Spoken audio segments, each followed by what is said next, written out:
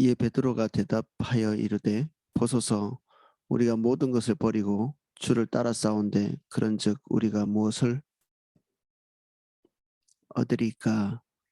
예수께서 이르시되 내가 진실로 너희에게 이르노니 세상이 새롭게 되어 인자가 자기 영광의 보좌에 앉을 때에 나를 따르는 너희도 열두 보좌에 앉아 이스라엘 열두 지파를 심판하리라. 또 내 이름을 위하여 집이나 형제나 자매나 부모나 자식이나 전토를 벌인 자마다 여러 배를 받고 또 영생을 상속하리라. 그러나 먼저 된 자로 나중되고 나중된 자로 먼저 될 자가 많으니라. 아멘.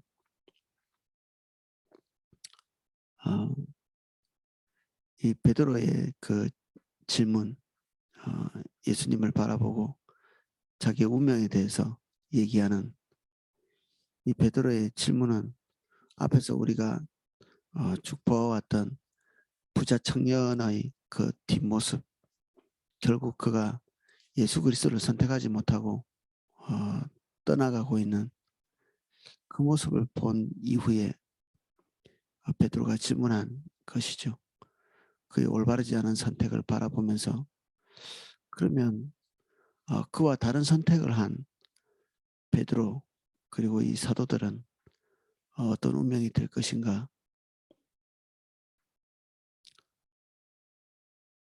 그래서 모든 것을 버리고 주를 따랐다. 이 베드로는 나이가 많은 상태에서 주님께 부름받았고 그리고 예수님을 만나는 그 순간까지도 가족들을 위해서 물고기를 잡던 한 가장의 책임을 지기 위해서 분투하던 그런 사람이었습니다. 예수님의 제자들이 다 자기의 가족과 그리고 친족 그리고 자기의 전토나 자기의 직장을 가진 사람이고 또 거기에서 자기 책임을 다하던 그런 사람입니다. 그러한 상태에서 예수님을 보게 됐고 하나님 나라의 가치를 보게 됐고 예수님을 따라야 되겠다는 결정을 하게 되었습니다. 모든 것을 버리고 주를 따랐다. 사실 우리가 봐야 될 초점은 이 버리고 주를 따랐다. 이것이 아니라 그렇게 될 만큼의 가치를 보는 것입니다. 우리는 오늘날에 일락을 위해서 이 모든 것들을 버리는 사람들 얼마든지 볼 수 있거든요. 우리 29절에 형제나 자매나 자기 집이나 부모 자식 전토 이 모든 것들을 버리는 사람들을 흔히 볼 수 있습니다. 자기 일락을 위해서 또는 어떤 사사로운 것들을 위해서 우리 주변에 4명이 1명인 꼴이 중독자라는데 그 중독자들이 사실 이런 행위들을 많이 하거든요. 우리 주변에서 자기 자신의 그 순간적인 만족과 그리고 자기의 이기적인 어떤 삶을 추구하기 위해서 모든 것을 버리는 그러니까 버리는 것 자체가 초점이 될 수 없는 거죠. 그 사람들은 누가 뭐라 하지 않아도 쉽게 그런 것들을 내팽개칠 사람들이니까 사실 그 종교적인 어떤 집단 우리가 꼭 이단 집단이라고 안 한다 할지라도 어, 포도나무 교회도 마찬가지입니다. 저는 그 굉장히 오래 전에 어떤 자매님 한 분이 어, 포도나무 교회 오시면서 뭔가 이렇게 새로운 진리를 보게 된 거죠. 그분이 그런 고백을 하시더라고요. 저도 깜짝 놀랐는데 한 10여 년 만에 처음으로 가족들을 먹이기 위해서 이 김치를 담그고 그 기도에 나오는, 그전에는 거의 24시간 교회에 붙어 있으면서 집안에 있는 그 일이나 가족들 돌보는 일을 거의 전폐하다시피 한, 내 교회는 좀 문제가 있는 교회이지만 그것을 부추겨내고 결국 거기에서 그가 원한 것은 하나님의 가치를 따르기 위해서 이 가족들을 내팽개치고 자기 책임의 자리를 내팽개친, 주를 위해서가 아닌 자기를 위해서 내팽개친 것이죠. 그가 가져야 될 어떤 사사로운 명예, 종교적인 명예도 명예거든요. 그리고 그렇게 따랐을 때 그 다음에 하나님으로부터 수여받을 어떤 세속적인 어떤 성과들, 신천지는 마지막 날에 모든 세상의 재물들이 그들에게 굴러올 것, 그리고 그것을 그 본인들이 누리게 될 것, 이런 것에 초점 맞추어져서 거기서 벗어져 나오질 못하거든요. 그들도 전토를 벌인 자죠. 집과 형제와 자매와 부모 자식 다 버린 자들입니다. 사사로운 욕심에 완전히 이거 매몰되어서 모든 것을 버린 자.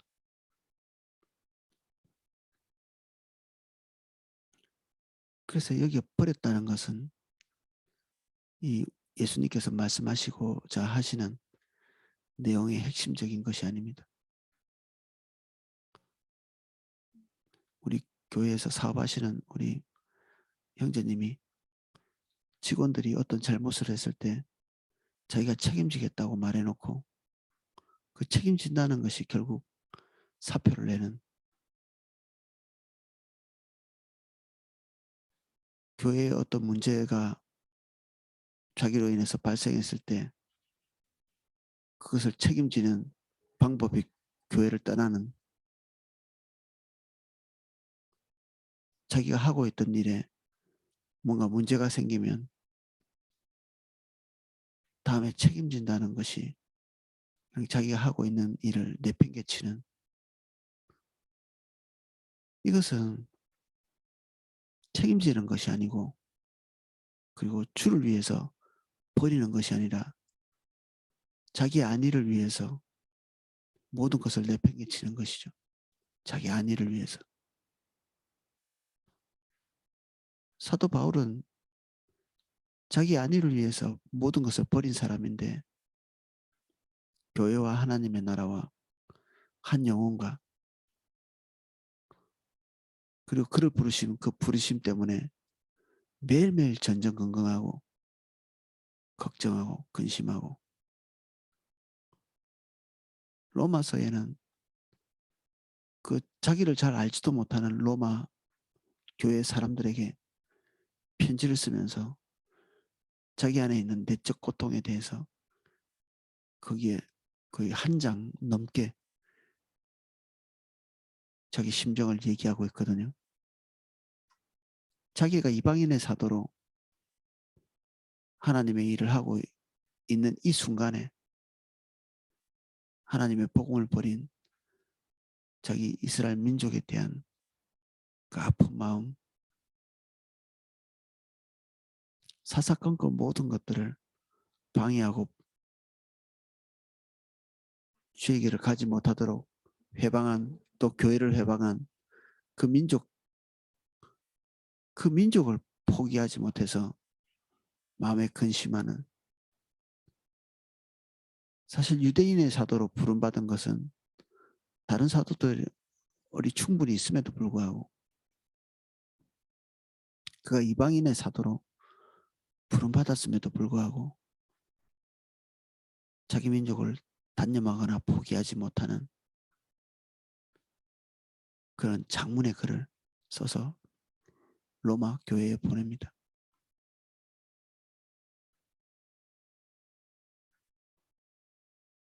이후에 자기 교회에 자기가 하나님께 부름받은 그 일도 정말 쉽지 않은데 자기가 이방에서 개척한 그 교회들의 요청해서 예루살렘 교회를 도울 수 있는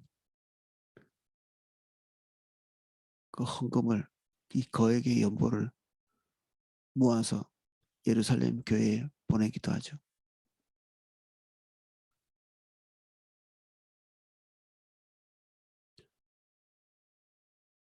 그래서 뭔가를 내팽개치고 버리는 것,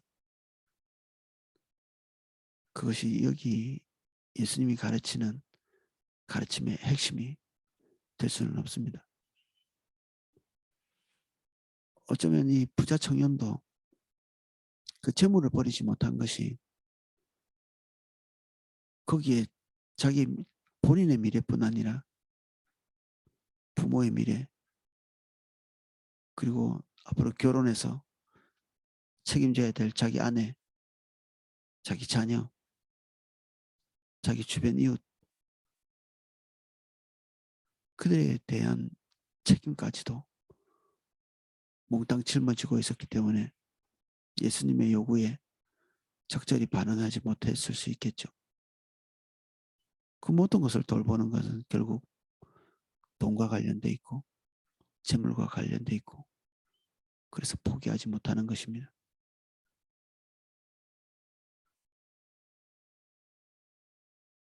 여기에서 베드로와 같이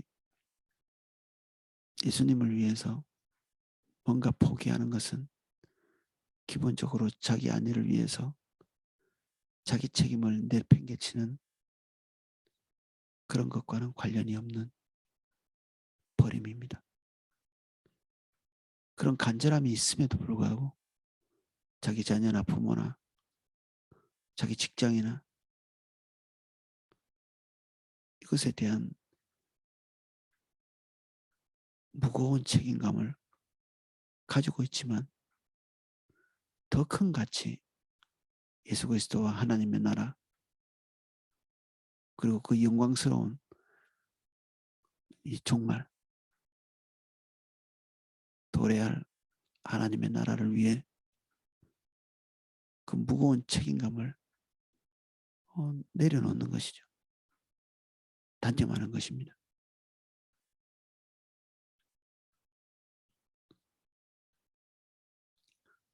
그렇게 따랐을 때 그들에게 돌아올 것은 무엇인가? 이렇게 표면적인 질문을 보면 이 베드로가 뭔가 하나님께 뭐 세속적인 것을 구하고 있는 것 같은 느낌이 들 수 있습니다. 우리가 무엇을 얻으리까? 사실 목적 없이 주님께 헌신돼야 되는 거 아닐까? 근데 불안한 마음이 들었겠죠, 베드로에게.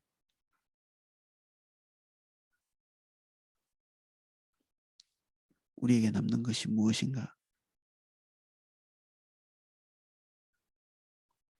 포기한 것에 대한 충분한 가치가 그의 삶의 보상으로 와 줄 것인가? 더 높은 가치가 그들 종말에 있을 것인가?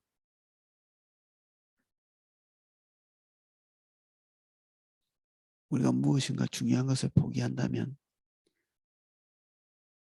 필히 그것보다 더 큰 가치를 우리가 보는 것이어야 되기 때문에 우리가 포기한 것이 더 높은 가치를 우리에게 주는 것이 아니라면 우리는 세상 사람들보다 더 불쌍한 사람이 되는 거죠. 바울이 고백하고 있는 것처럼 뭐하러 이렇게 우리가 참고 절제하고 고통을 감수하고 굳이 어려운 길을 돌파하고 하겠습니까?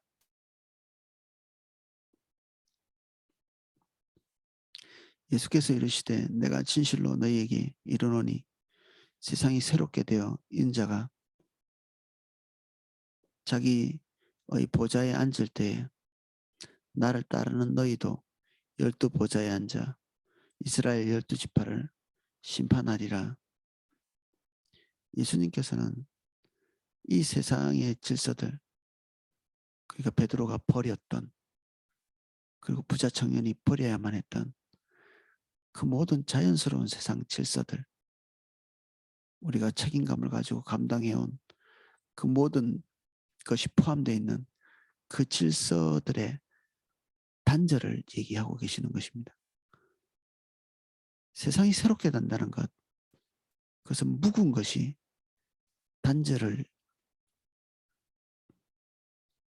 경험하게 되고, 그리고 그 이전 것과는 이어지지 못하는 새로운 출발, 새로운 것이 이 땅에 온다고 선언하고 있는 것이죠. 그래서 지금까지 우리가 보고 경험했던 그 우리가 예측할 수 있는 그런 미래가 오는 것이 아니라 우리가 예측하기 어려운 지금까지와는 다른, 우리가 세상에서 땀 흘려서 얻을 수 있는 그런 종류의 결실이 아닌 그 모든 것들은 단절이 되고 우리가 상상하기도 어려운 새로운 것들이 다가오는, 이것이 예수님이 재림할 때보다 더 구체적이고 확정적인 그런 시점, 인자가 자기 영광의 보좌에 앉는 그 시점, 그 시점에 12제자들에게 그 보상이 오는데, 그 보상이라는 것이 우리를 난감하게 만드는 부분들이기도 합니다. 이스라엘 12지파를 심판한다. 이게 개인적인 보상이 될 수 있을까요? 우리가 모든 것을 포기했는데 개인적인 보상, 우리 욥은 쉽죠. 하나님께서 가져가셨던 그 모든 것에 동일 본질의 것들이 그에게 2배씩 더해졌기 때문에 우린 쉽게 보상이구나 이렇게 볼 수 있습니다. 그런데 여기에서 약속하고 있는 이스라엘 12지파를 심판하는 것, 이것은 그런 동일선상에 있는 보상은 아니죠. 그들이 포기한 것과는 다른 형태의 것들입니다.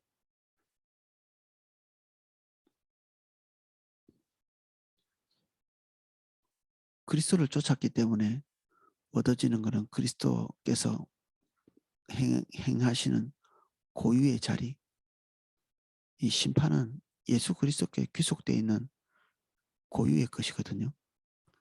심지어 초림 때는 이런 것들을 사용하시지도 않죠. 재림하셔서 자기 영광의 보좌에 앉을 때 세상을 심판하실 것인데, 그때 이 12지파를 함께 심판하는 그 자리에 있을 것이다. 왜 이것이 가능한가? 그들이 원하는 질서, 그들이 원하는 권리, 그들이 원하는 자기의 소유 것들을 버렸기 때문에 온전히 주님을 쫓을 수 있는 그런 자리에서 하나님의 성품, 하나님의 영광, 하나님의 생명, 그것을 기반으로 할 수 있는 그런 자리에 서게 된 것이죠. 그래서 그들의 심판은 예수 그리스도의 결정과 같고, 그들의 결정이 주님의 성품 위에 있는 것이기 때문에 그들은 이스라엘 12지파를 심판할 수 있는 그런 자리에 있게 됩니다. 그리스도인에게 가장 위대한 선물은 하나님의 성품입니다. 하나님 그분 자체이시고 우리가 그것이 우리에게 올 때 하나님께서 우리를 보내신 그 영역은 하나님의 통치 가운데 있게 되는 거죠. 우리가 우리의 결정, 우리가 개인적으로 가지고 있는 사사로운 목표, 목적, 지식, 경험 이런 것들이 완벽히 내려진 곳일수록 뜻이 하늘에서 이루어진 것 같이 땅에서 하나님의 뜻이 이루어지는 그 어느 누구를 통해서도 아닌 우리 그리고 나를 통해서 그것이 세워진 것입니다.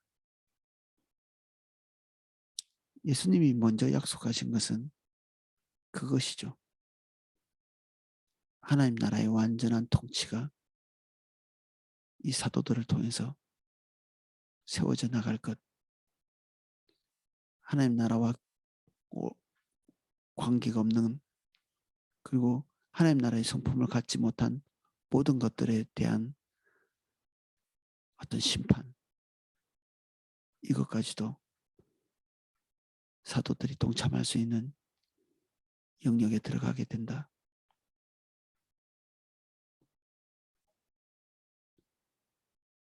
그리고 부차적인 것 이것이 핵심적인 것이고 그 다음 부차적인 것이 또 내 이름을 위하여 집이나 형제나 자매나 부모나 자식이나 전토를 벌인 자마다 여러 배를 받고 또 영생을 상속하리라. 이것은 위에서 약속하신 것보다 하위의 것이죠. 이건 상위의 개념이 아닙니다. 하나님이 주신 것 뭐 다 감사하지만 우선적인 것도 있고 부차적인 것도 있습니다. 이게 우리가 보고 있는 것들은 부차적인 것들입니다. 이것은 우리의 목표가 되어서는 안 되는 것들입니다. 주님이 주실 때 감사할 수 있을지 모르지만 지금 여기서 나열하고 있는 것들이 우리가 주님을 따르는 개인적인 목표가 되면 우리는 주님을 따르는 데서 이탈되게 되어 있습니다.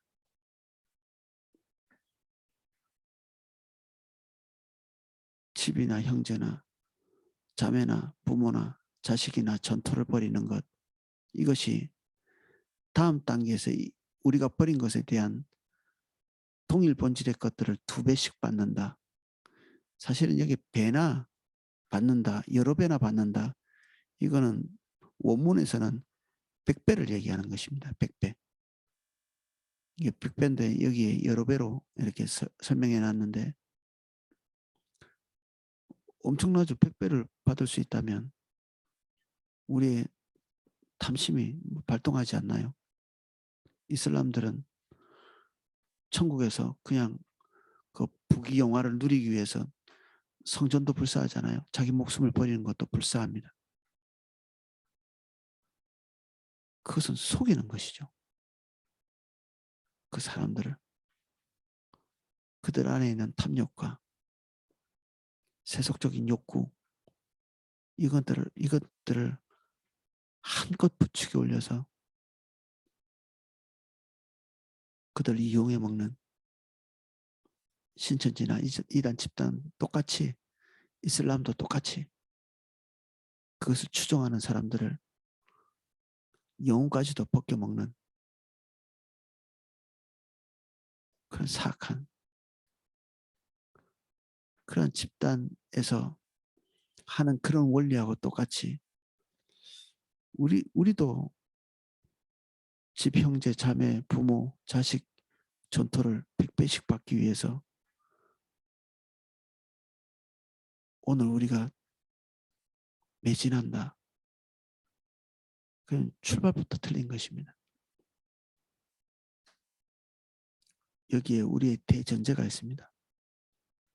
내 이름을 위하여, 예수 그리스도의 이름을 위해서 하나님의 아젠다, 예수 그리스도의 아젠다, 이것이 우리의 전부가 되어 있는 상태가 우리의 출발 지점입니다. 버림의 출발 지점. 우리 앞에서 우리가 같이 나누고 넘어왔던 것과 동일한 내용이죠.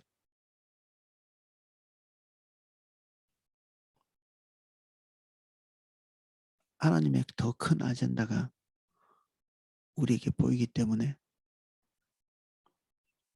우리가 무궁한 책임을 다해야 될 집과 형제와 자매, 부모, 자식 전토를 벌이게 됩니다. 믿음의 조상이었던 아브라함도 자기 본토와 친척 그리고 아비의 집을 버렸습니다.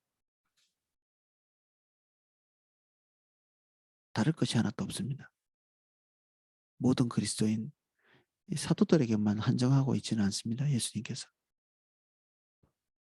믿음의 첫 출발을 보였던 아브라함도 마찬가지. 하나님께 부름받은 성경 안에 있는 모든 사람들의 내면을 들여다보십시오. 그들이 자기 삶에 지긋지긋해서 모든 것을 내팽개치게 된 그 내팽개치는 동기, 버림의 동기가 미움이나 무책임 이런 것이 아니라 예기치 못한 어느 시점에 찾아오게 된 그 하나님의 큰 아젠다.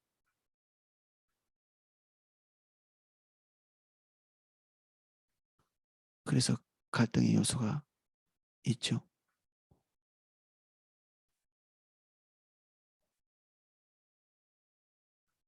너무 큰 아젠다가 와서 그가 하나님으로부터 수여받았던 기존의 자리를 박차고 나와서 그 아젠다를 따라가는 그 모든 갈등을 이겨야 되는 시점이 그리스도인들에게는 찾아옵니다.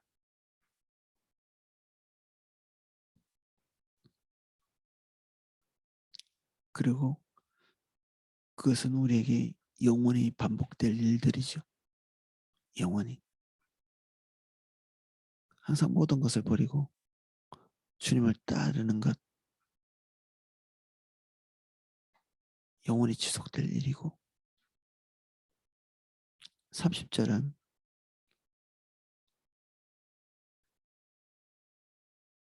우리가 또 두려움을 주는 그런 내용입니다. 그러나 먼저 된 자로 나중되고 나중된 자로서 먼저 될 자가 많으니라. 먼저 예수님 믿은 사람이 믿음이 떨어져가지고 뒤로 물러나고 이런 내용으로 이해할 수 있는데 사실 그런 것은 거의 오해에 가깝고요. 먼저 된 자는 자기가 먼저 되기 위해서 분투하는 자, 먼저 되는 것이 목표인 자, 그러한 자는 나중이 됩니다.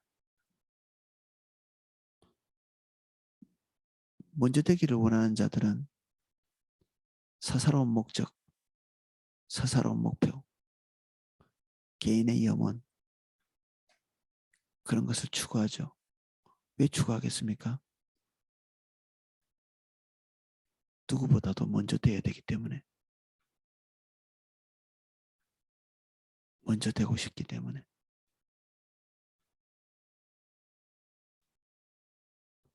먼저 됨을 포기할 수 없는 사람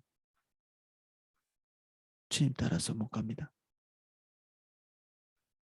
나중되게 되어 있습니다.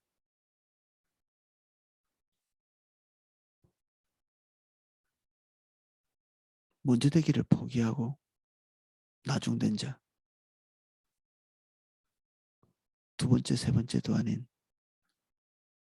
사실 우리는 너무 나중되는 걸 두려워하기도 합니다. 첫 번째, 두 번째는 안 돼도 제일 마지막 찌꺼기는 되지 말아야 되겠다. 예수님은 선한 종의 모습으로 제자들의 발을 씻기셨습니다. 서로 발은 씻기지 않으려고 하는, 내가 1등은 되지 못한다 할지라도 이런 천덕꾸러기 같은 이런 지경에는 안 빠져야 되겠다. 그래서 서로 눈치 보고 있을 때 예수님께서 겉옷을 벗으시고 제자들의 발을 씻기십니다. 이게 나중된 모습입니다. 이 나중된 자가 먼저 될 것입니다.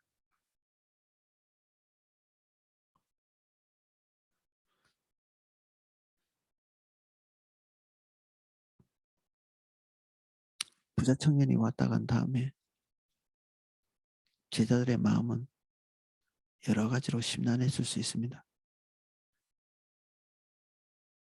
그 좋은 조건들 포기하지 못해서 돌아간, 어쩌면 제자들은 자신들이 포기한 그 포기가 옳은 것이었을까 궁금했을 수 있겠죠. 예수님은 대단히 단호하시고 그들에게 의심의 여지를 허락하지 아니하십니다. 제자들에게 이렇게 말씀하시는 거죠. 너희들의 선택이 옳은 거였어. 흔들리지 말 것.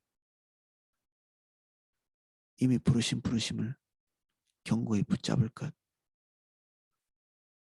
오늘 예수님께서 제자들에게 하시는 말씀인가 동시에 우리 한 사람 한 사람에게 말씀하시는 것입니다. 기도하겠습니다.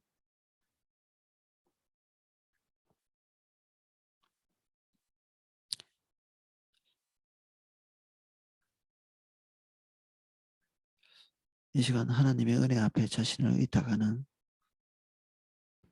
성도 한 분 한 분을 예수님 이름 축복합니다.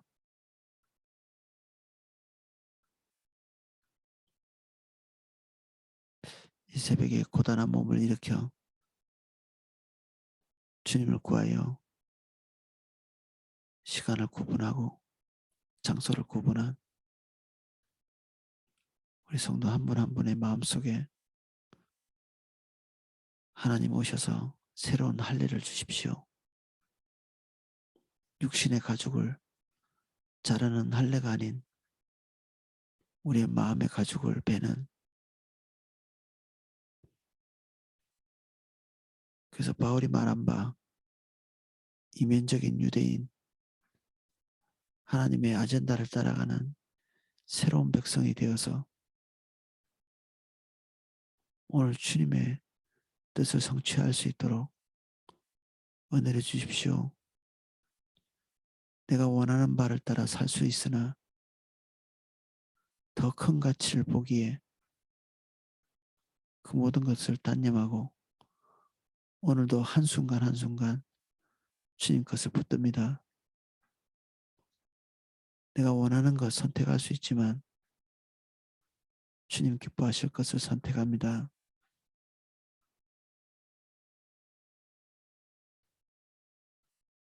그 이후에 우리가 기대할 것조차 온전하게 해주십시오. 우리의 첫 출발이 순전하고 정결하게 해주십시오. 무슨 판단이든 무슨 결정이든 그 뒤에 사사로운 끈달린 결정이 되지 않고 주님 때문에 결정하는 순전한 것이 되게,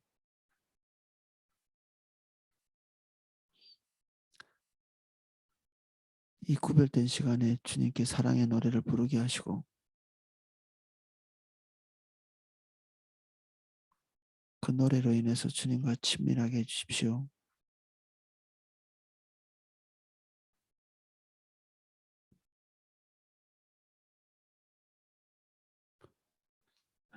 예수님 이름으로 기도합니다. 아멘. 오늘 있을 하나님 화요 집회 가운데도 주님 함께 해주십시오. 화요 성경 공부와 화요 예배 후에 있을 많은 기도 모임, 그리고 교회 곳곳에서 일어나고 있는 헌신의 여러 가지 일들, 이 모든 것까지 주님 함께 해주십시오. 예수님 이름으로 기도합니다. 아멘.